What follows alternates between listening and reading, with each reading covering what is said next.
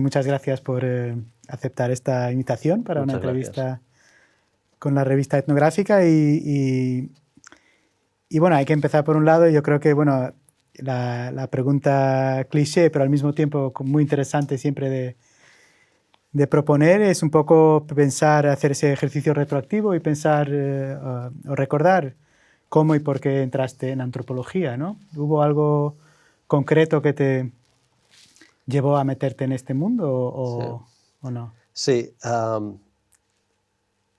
yo empecé estudiando historia.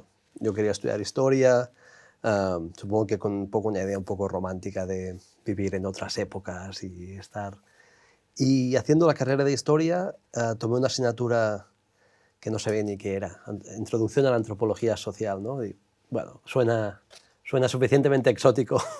Y era con Oriol Beltrán, y ahí leímos Rappaport, Clockman, Godelier, y de repente Evans Pritchard sobre las monarquías del Sudán nilótico, y todas estas, sobre todo la parte más de antropología política, me fascinó. Me fascinó y dije, quiero hacer esto. Y fue una cosa muy juvenil, si quieres, ¿no? De este apasionamiento con cosas tan distantes y tan interesantes. Y después sí que es verdad que ya muy inmediatamente con otros profesores, quizás especialmente con Jesús Contreras, todo esto es en la Universidad de Barcelona, me acuerdo que esta idea de mirar las cosas desde otro ángulo, ¿no? De lo que decimos siempre los antropólogos, de hacerlo familiar extraño. Eso Jesús Contreras lo hacía muy bien, ¿no? Siempre llevar un poco, pensar a contracorriente. Esto me apasionó y fue lo que me acabó de decidir de yo quiero dedicarme a esto. Este fue el momento del clic para mí. Sí. Sí, es interesante, ¿no? ¿Qué es lo que motiva a cada uno a entrar en la disciplina, ¿no? Que no sabemos hasta qué punto hoy día la motivación es la misma o el clic es el mismo, ¿no? Pero a mí también me ocurrió algo parecido, ¿no? Pero entonces estabas estudiando historia, la licenciatura, y te cambiaste para... Me cambié. En ese momento, ahora es distinto. En ese momento, cuando yo empecé a estudiar, estudiaba en los 90s, la antropología era un ciclo de segundo grado en España. O sea, hacías tercero y cuarto y venías de otras carreras. Yo no empecé a hacer historia pensando que me pasaría antropología, pero sí había gente que tenía claro que quería hacer antropología y empezaba haciendo historia u otra carrera y iba a antropología. Pero sí, yo iba para historiador y hasta cierto punto sigo siendo un poco un historiador frustrado, ¿no? Me gusta la historia. Ajá.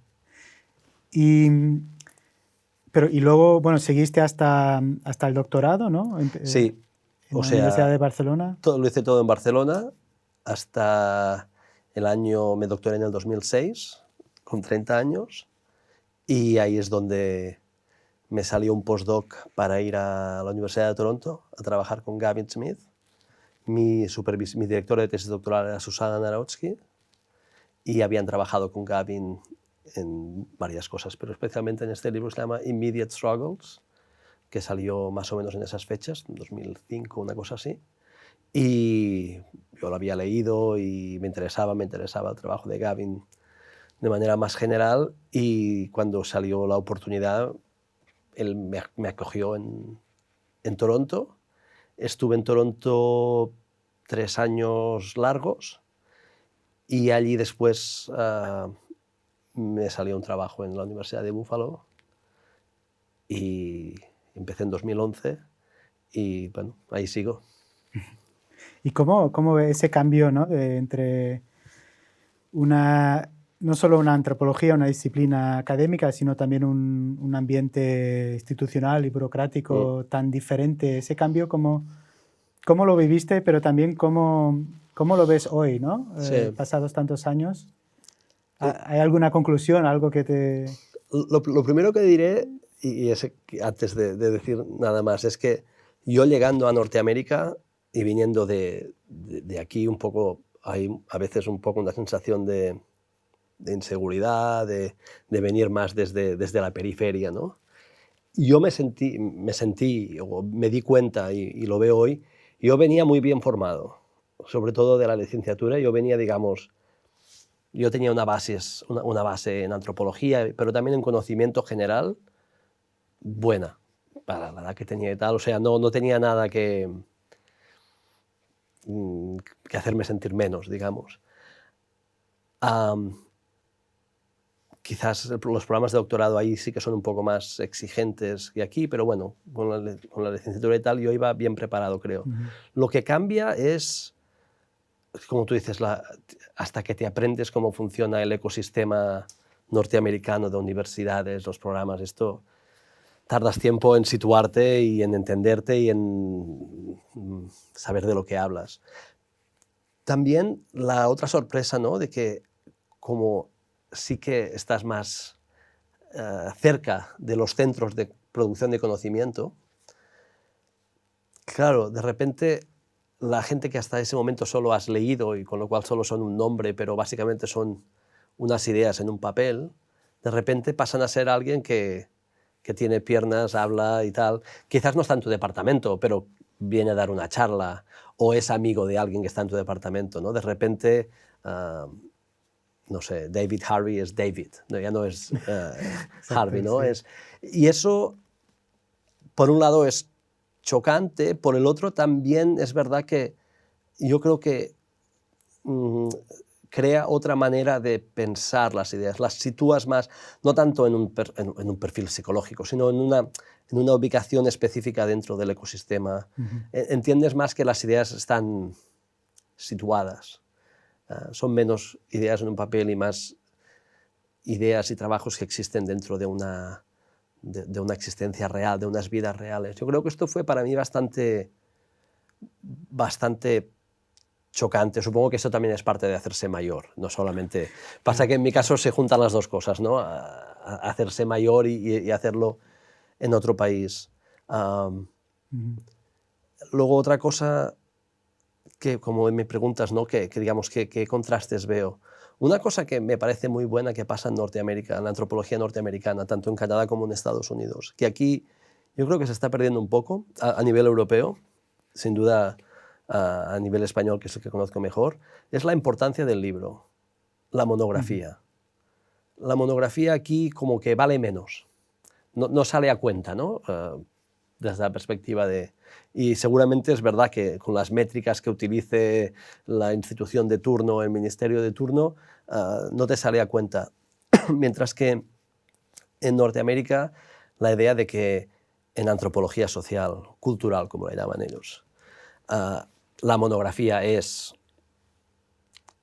el sumum de la producción antropológica, ahí se conserva y me parece algo que es bueno que se conserve, que quizás aquí debería ponerse un poco más de hincapié, ¿no? Y sí, supongo que más diferencias. Luego hay una diferencia a nivel personal, o una diferencia, una dificultad a nivel personal, que es que, claro, yo hago antropología en casa de donde soy, ¿no? En el Estado español o en este último caso incluso en Cataluña, que es de donde soy.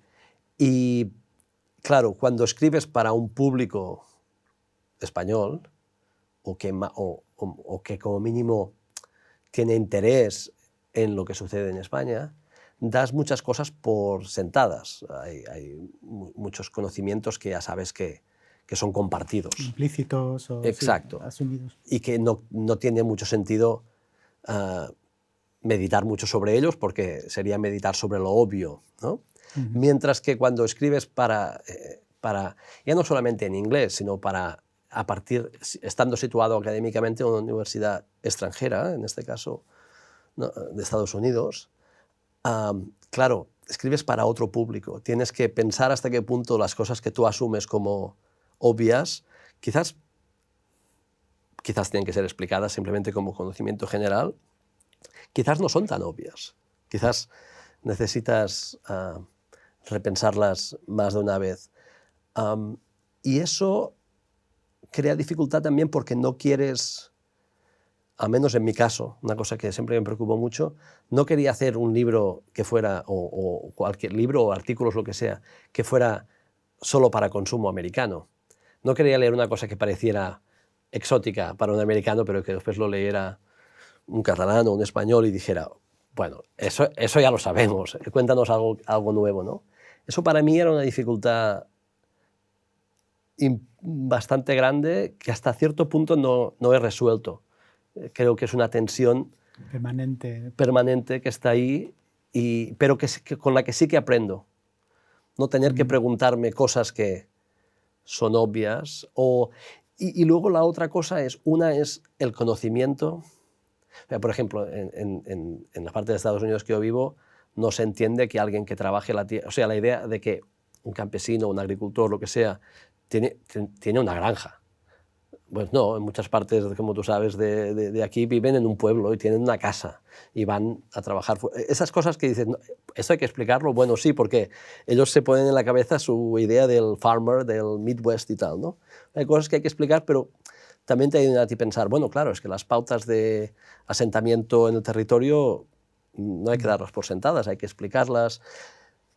Esto es a nivel de conocimiento como de bases, pero después hay una cosa de ¿para qué sirve tu trabajo? ¿No? Y claro, seguramente no va a servir para lo mismo en función del público. Y ahí yo creo que es la dificultad de que quizás mi trabajo me interesaría que sirviera para cosas, o entiendo que puede servir para cosas distintas, pongamos en España, que en Estados Unidos. Y eso es una tensión que, digamos, que me preocupa. Permanentemente estoy pensando en a qué públicos me dirijo en eso. Claro. Con la idea probablemente un poco absurda de que me leerá más gente de la que lo hace, pero en fin. Nunca sabemos, ¿no? Es mejor no saber. No, es que es, claro, un poco ese equilibrio muy precario de navegar diferentes públicos y expectaciones que surgen en torno de tu trabajo, ¿no? Tanto a nivel del lector académico, español o europeo o americano, pero también tus interlocutores en el terreno y también el espacio público en que navegamos, ¿no?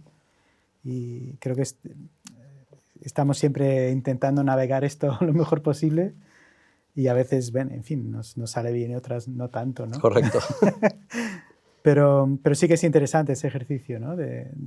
Para quién estoy escribiendo y quién me leerá y qué ecología estamos navegando, ¿no? Exacto. Sí.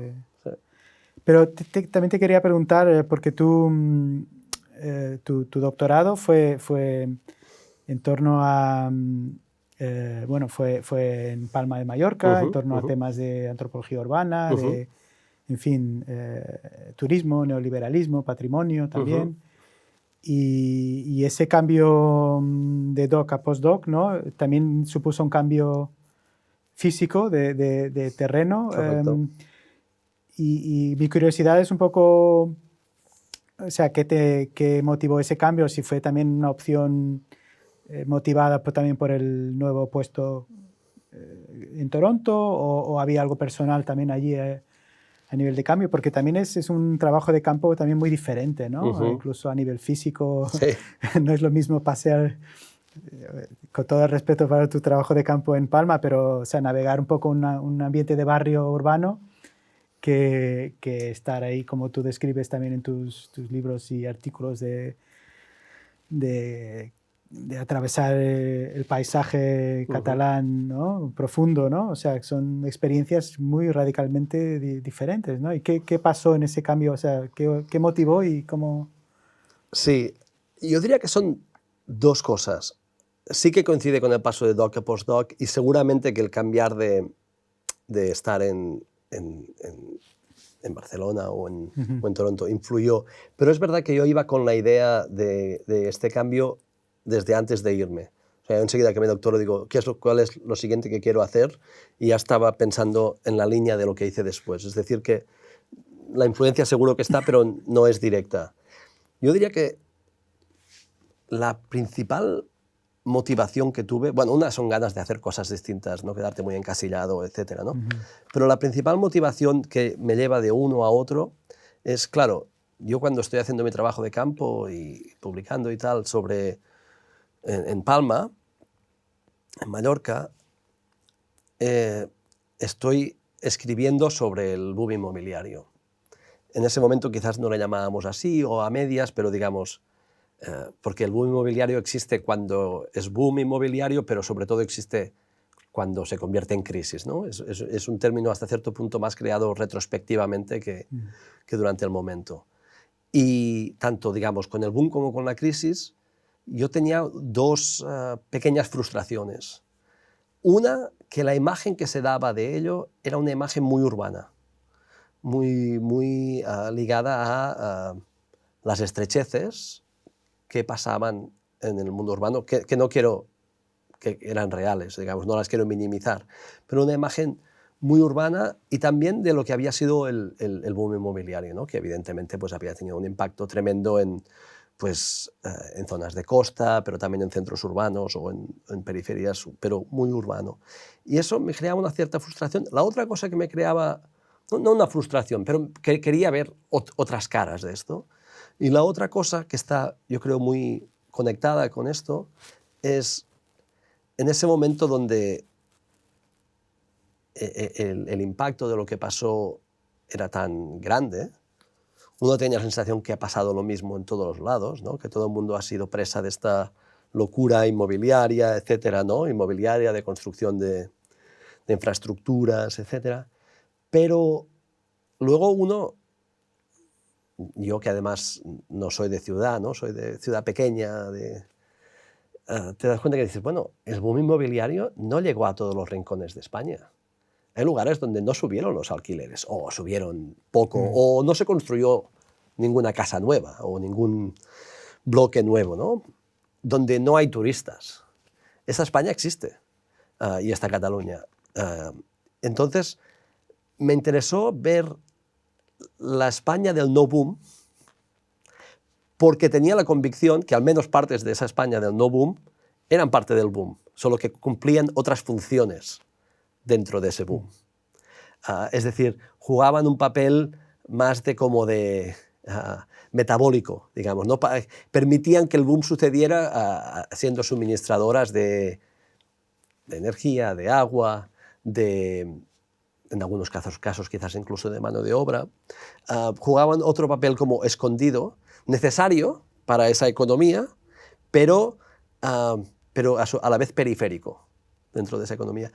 O como mínimo ese era mi planteamiento inicial, que creo que después más o menos confirmé, pero ese era lo que me... Ese querer ir a los otros lugares es lo que me llevó primero ahí.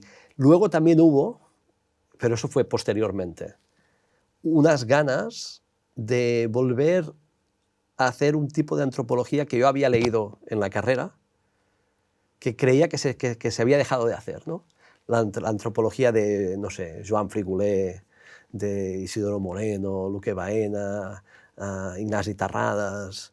Esa antropología muy de los, entre comillas, pueblos de España, como se la llamaba en ese momento, 70s, 80s, que era una antropología muy rural, no solamente rural, pero bastante rural, ¿no? Y esa antropología como que en un momento dado, el campesino desapareció, ya no es, o está en vías de desaparición, y ya no... Tenemos que dedicarnos a lo que existe, no a lo que es romanticizarlo, lo que sea. O si hablamos del mundo rural, tiene que ser cosas un poco más, entre comillas, modernas, ¿no? Un poco de patrimonio, turismo, cosas así, que puede ser muy buen trabajo, ¿eh? No quiero decir que sea mal trabajo, ni mucho menos, hay trabajos excelentes, conservación de la naturaleza, pero ir a ver más las vidas de la gente que vive en esta España en la que nadie se fija mucho, obviamente que hubo gente que siguió haciéndolo, pero yo creo que es una línea que se perdió bastante, y a mí me interesaba hacerlo. Porque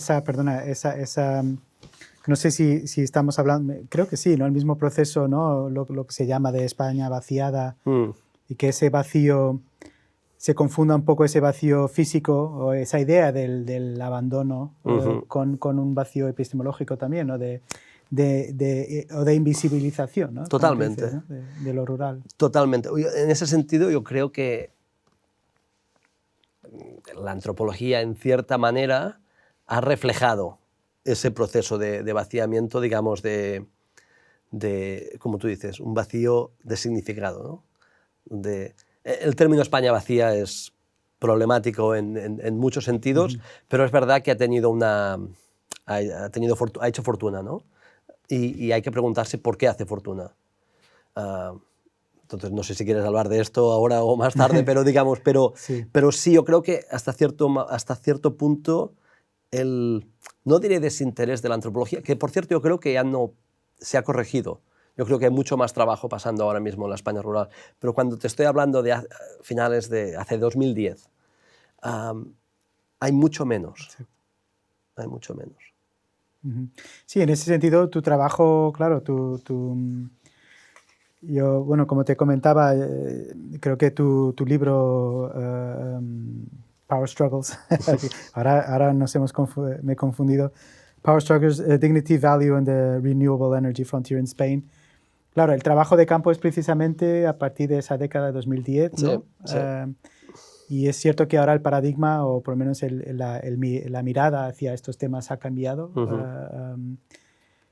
Pero yo coloco un poco tu libro dentro de una dinámica también en la antropología, o sea, intentando situar tu libro dentro de un marco más general de la antropología, precisamente como uno de los aportes más importantes para que nos devuelve no solo la España rural, pero lo rural más general, sí. O sea, intentando también no solo restringirnos a España o a Cataluña,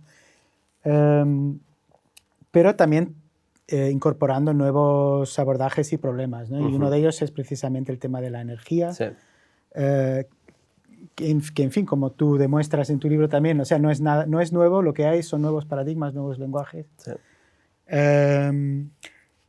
Pero también a nivel de la mirada antropológica, yo creo que también hay nuevas fórmulas, nuevas maneras de mirar, ¿no? Y tu libro siendo uno de ellos, pero de forma más general, ¿no? Este aporte de en fin, no sé si estás de acuerdo un poco con esa descripción, pero introducción un poco de una ecología política dentro de la antropología. Sí. Y en un tiempo, estamos hablando de un tiempo, en fin, una disciplina que ya no estamos en los tiempos de los grandes paradigmas teóricos, correcto, pero sí que hay debates, ¿no? Y estamos hablando en un momento en que también hubo el debate de la ontología, correcto, el ontological turn y otros caminos, pero este es otro, o sea, y me gustaría preguntarte un poco ¿cómo ves esa introducción de un abordaje más de ecología política? Claro que tiene su tradición y su continuidad con lo hecho anteriormente, pero dentro de lo que es la antropología contemporánea,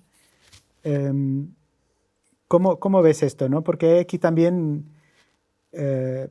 nuestro presente, no solo como antropólogos, pero también como personas, ¿no? es muy informado, muy diseñado en torno también de problemas como la energía, ¿no? O sea, toda nuestra vida está muy formulada, ¿no? Desde lo que consumimos a las infraestructuras en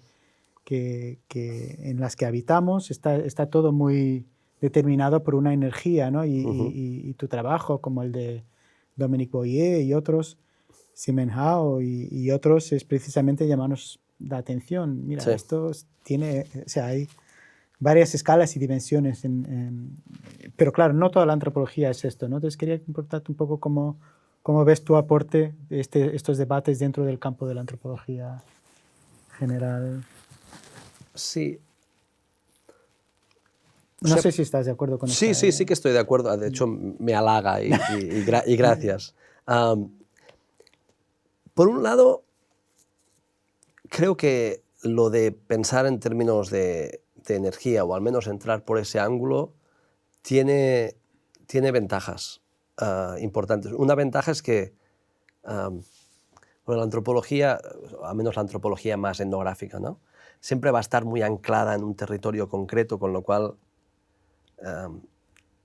siempre va a tener algo, le faltará un cierto nivel de generalización a menos en relación con otras disciplinas. Es verdad que está la comparación, obviamente no, la antropología es mucho más que la etnografía, pero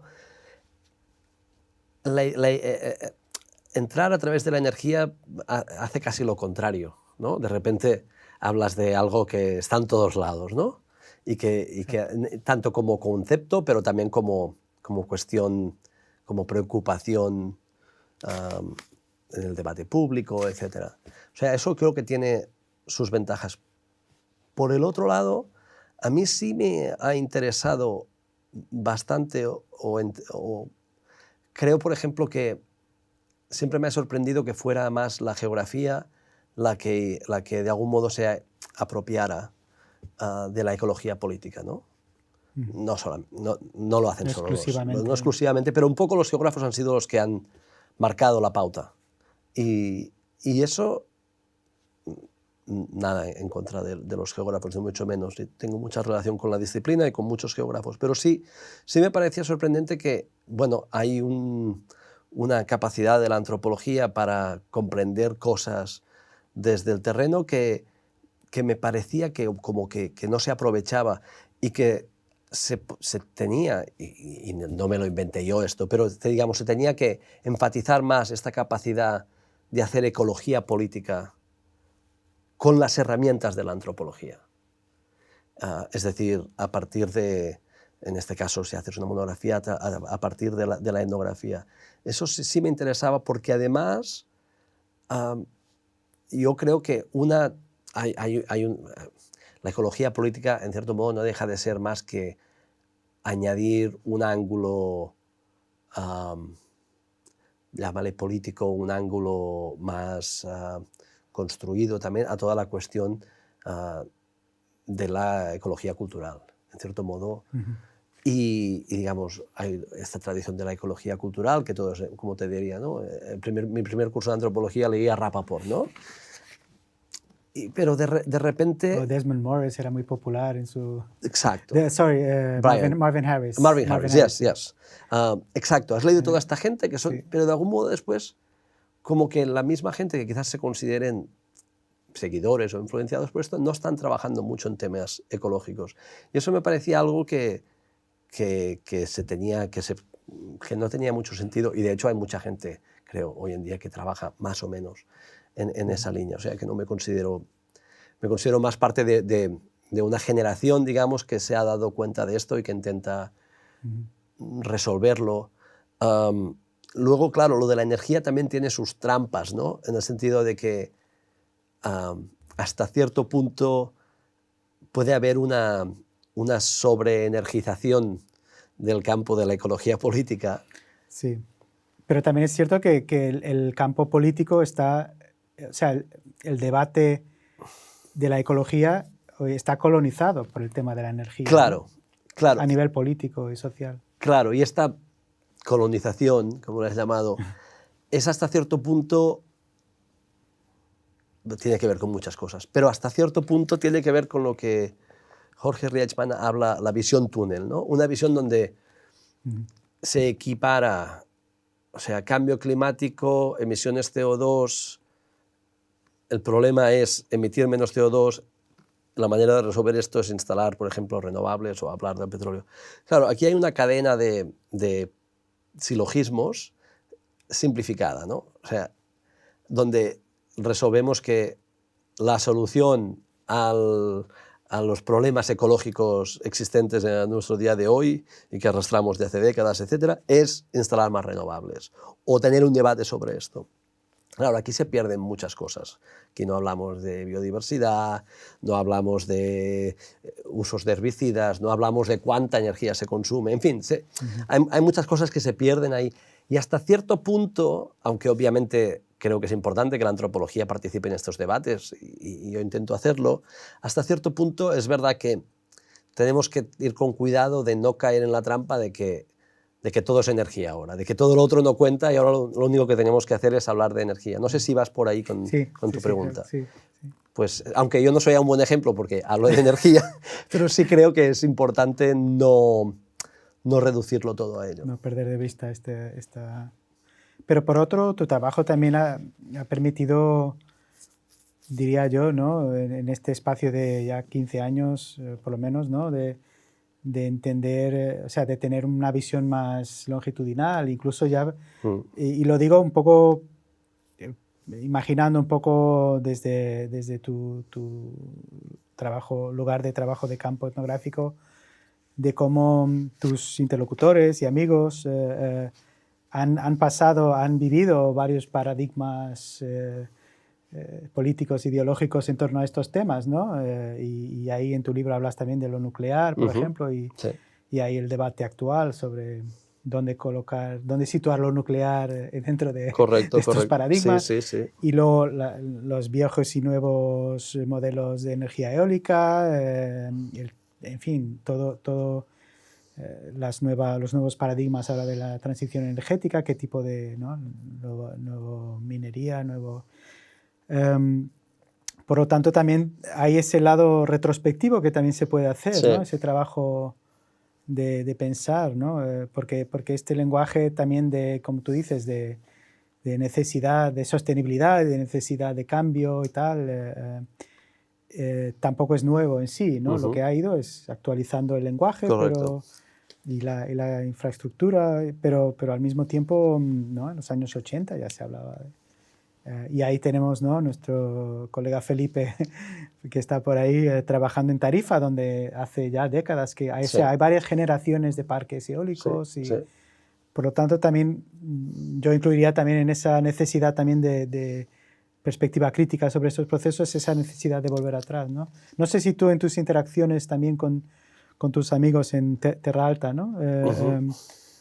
Si hay este tipo de reflexión también, ¿no? De lo que era antes porque esa cohabitación con estos paradigmas por parte de este tipo de personas que son sujetos por vía de esa ocupación infraestructural y territorial de su espacio, muchas veces también hacen esa interpretación también en función de sus experiencias pasadas, ¿no? Totalmente. A veces con una noción de ciclicidad, otra vez volvemos a... Sí, sí. O sea, has dicho muchas cosas. Sí. Y muy interesantes. Creo que es verdad que el debate sobre la energía en general, digamos, debate público, pero también antropología, tiene poca profundidad histórica. O sea, se pierde rápidamente de lo que ha habido y tal. En ese sentido, sí que uno de los motivos por los cuales me fui al sur de Cataluña y elegí el planteamiento que elegí es porque había una historia que contar. La historia está en todos lados, pero en algunos lugares como que es muy obvia, ¿no? O sea, hay una historia de centrales hidroeléctricas, nucleares, etc. O sea, de algún modo, la imagen que tenemos de la energía, si quieres poner la imagen típica del anuncio de la compañía que sea, ¿no? de un parque eólico, o la foto que vemos como fondo para cualquier anuncio de la Unión Europea sobre sostenibilidad o lo que sea, es una imagen muy estática, ¿no? Perdemos de vista el subcontexto, cadenas de valor, extracción que pueda haber atrás, mil cosas, ¿no? Pero perdemos de valor su historia, perdemos de visión su historia. Y en ese sentido es verdad que los años 70 y 80 son, incluso los 60 en cierto punto, son claves. Mucho de lo que sucede, en algunos casos las compañías que se crean, la tecnología que se desarrolla, tiene que ver con esas preocupaciones de las crisis del petróleo de los 70, incluso hasta cierto punto el concepto de energía como utilizamos hoy, es hasta cierto punto un producto de ese momento, del momento donde, como el petróleo se está haciendo caro, tenemos que reemplazarlo por alguna otra cosa.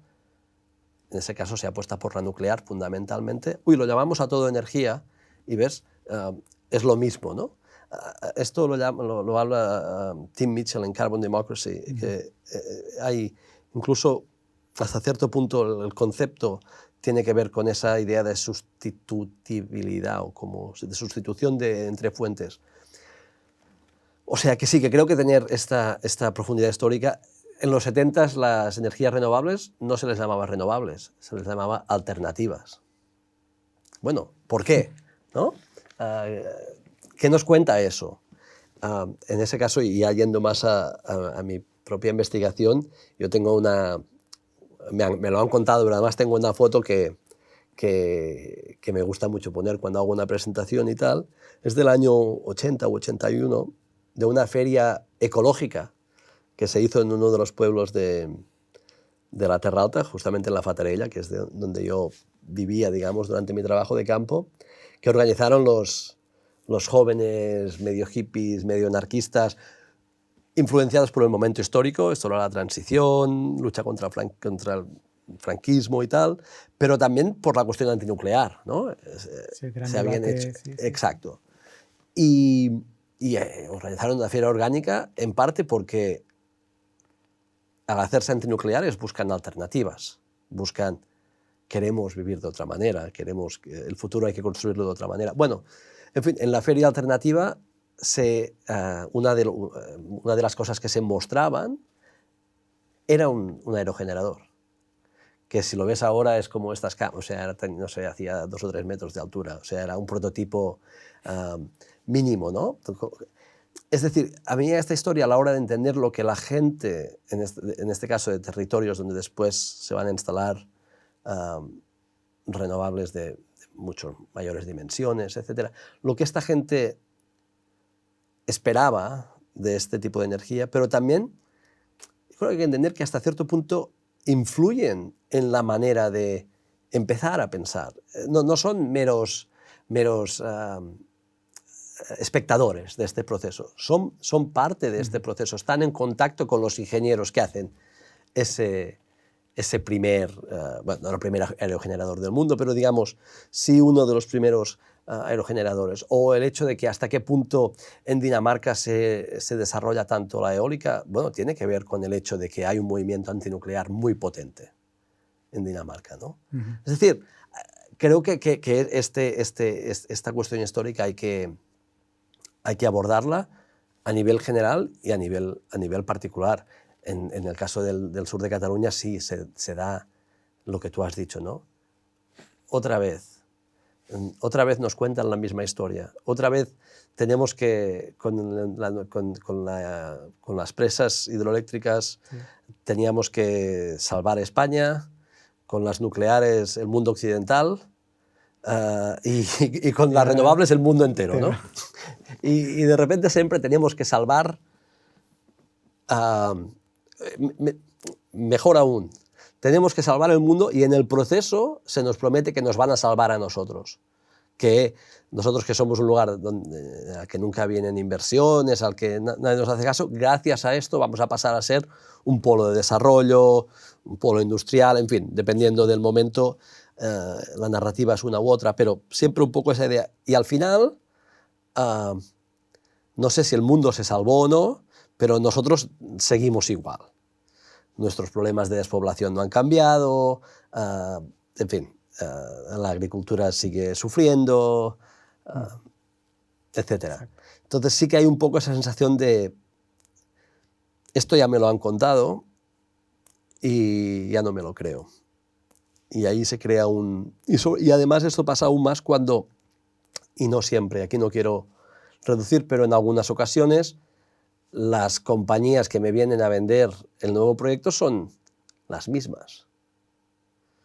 O sea, en este caso, por ejemplo, la Terra Alta, y yo creo que eso influenció mucho en la entrada negativa que tuvo la eólica en la comarca de la Terra Alta. La primera empresa que empezó, una de las primeras empresas que empezó bastante en serio a hacer contratos y tal, fue Enron. Luego Enron se va a pique y con problemas políticos y tal, pero es que en el mismo momento que estaba haciendo esto, estaba intentando poner una gran central de ciclo combinado, básicamente 10 kilómetros más abajo, ¿no? Entonces dices, ¿vamos a salvar el planeta poniendo los aerogeneradores de la compañía que dice que va a quemar tanto gas?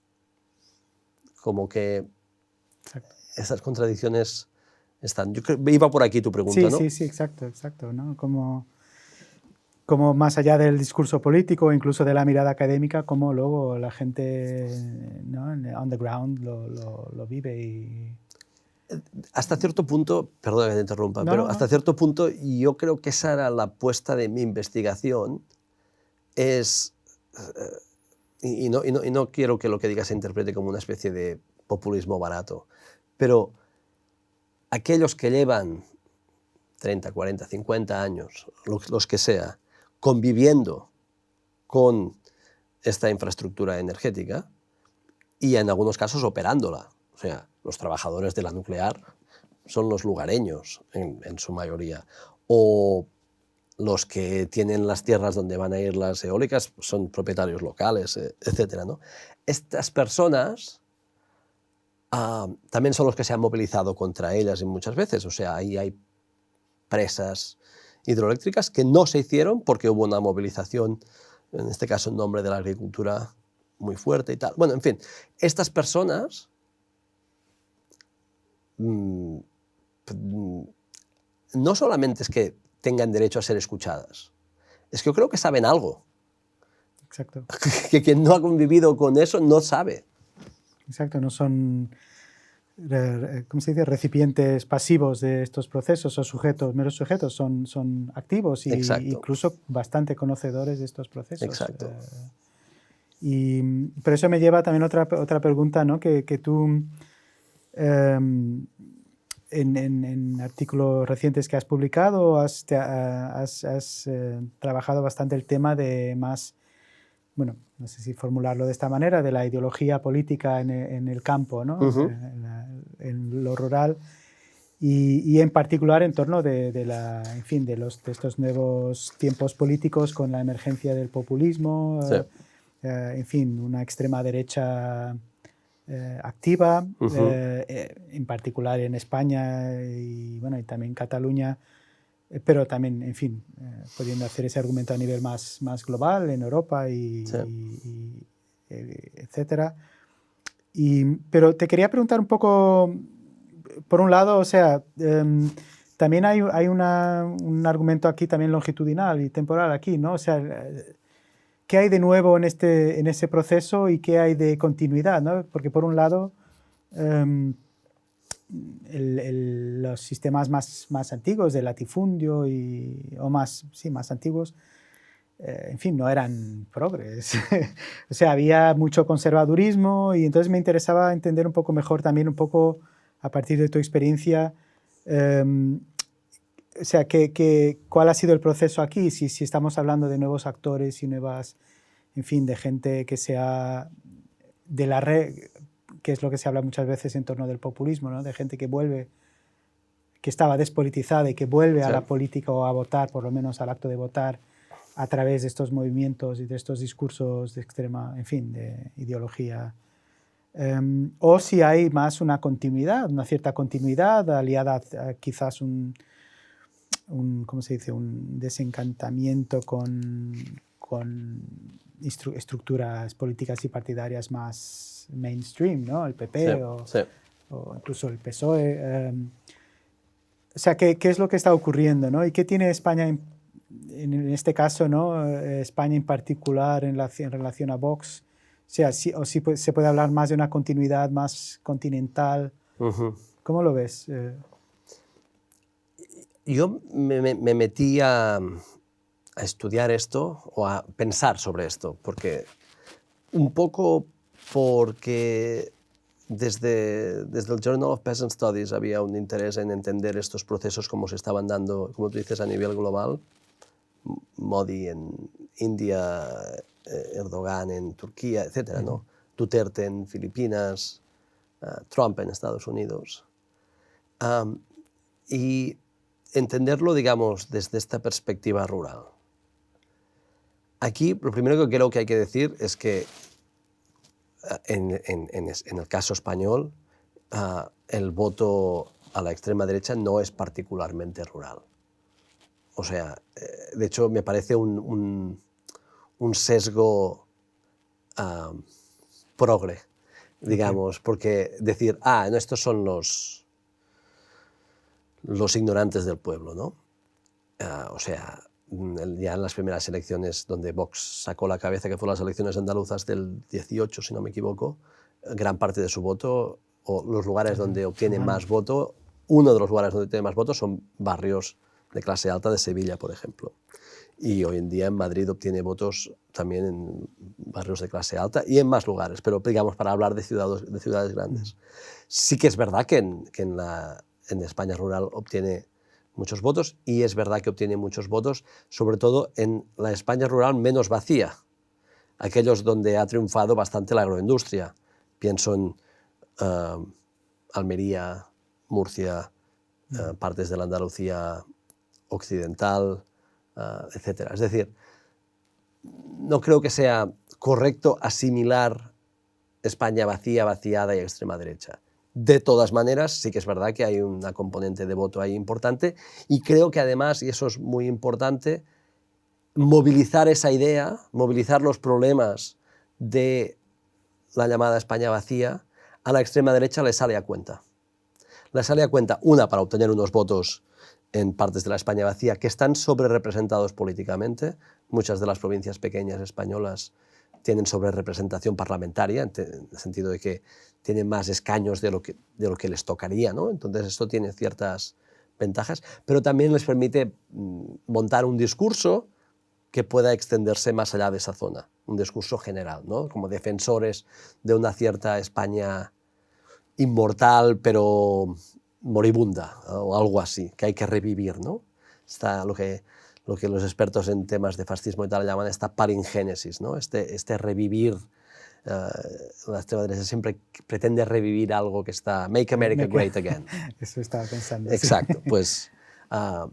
y Vox utiliza la cosa a veces de volver a hacer a España grande y cosas de estas, ¿no? Que es básicamente la misma idea. España tiene una cuestión que es bastante única en Europa occidental, que es el nivel de, llámale vaciamiento, despoblación de algunas de sus áreas geográficas, no tiene parangón en Europa occidental.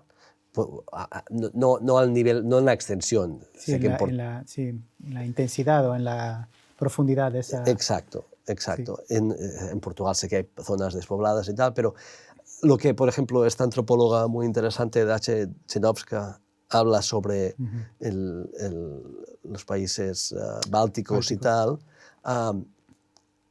se parece más, digamos, en ese sentido, España a esa situación del este de Europa que no del oeste europeo, ¿no? De la parte occidental. En ese sentido, España es bastante única.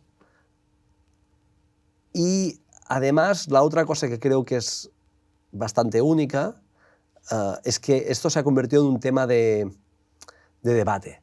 Esto está en la cuestión pública. Yo creo que empezó desde hace años. Mi primer recuerdo de esto es la campaña Teruel existe, que es de los 90, si no me equivoco, ¿no? Que es Teruel existe, ¿no? O sea, creo que el nombre lo dice muy bien. Y además uno de los motos, uno de los eslóganes que tenía era: somos la única provincia de España que no tiene ningún kilómetro de autovía, ¿no? O sea, un poco esa idea de, ¿ves cómo no hay boom? Porque España en su momento fue el país de Europa que tenía más kilómetros de autovía por habitante. Bueno, pues hay provincias donde no hay ni un metro, ¿no? Entonces, eso... Pero más en estos últimos años, a través del libro de Sergio del Molino, que yo soy muy crítico con ese libro y con incluso con el término de España vacía, pero en todo caso triunfa, la etiqueta triunfa y se convierte en una especie de cuestión a resolver, ¿no? Y ahí yo creo que España también es un poco, no diría única, pero singular en qué quiere decir como oportunidad de resolver. Bueno, desde un punto de vista, por ejemplo, yo diría, llámale económico, la idea de la España vacía se ve como una oportunidad económica muy ligada al tema energético. La idea que hoy es, por parte, por ejemplo, a veces de presidentes autonómicos y tal, de España puede ser la gran pila de Europa, que es interesante, ¿no? España ya es la California de Europa a la hora de producir, pues, bueno, naranjas sería Florida, pero da igual, digamos, huertas. Murcia ya hace esa función, o México, ¿no? Hay una parte del mundo rural que se dedica a vender los pepinos y tomates y tal y cual a Europa. Tendremos otra parte donde no podemos hacer eso, no hay suficiente agua o lo que sea, no da para hacer esta agroindustria. Ahí podemos poner Solares. Exacto, eólicas o incluso todo tipo de cuestiones en ese sentido, ¿no? Lugares como Aragón, Extremadura, etcétera, y más, Castilla-La Mancha, etcétera. Por un lado se ve como una oportunidad, es decir, lo vacío como algo que se puede llenar. Obviamente nada está vacío, eso ya para empezar, pero además como esa idea de que se puede llenar y hay que llenarlo y puede ser una oportunidad de negocio, es bastante interesante y a mi modo de ver bastante peligrosa, ¿no? Es un concepto muy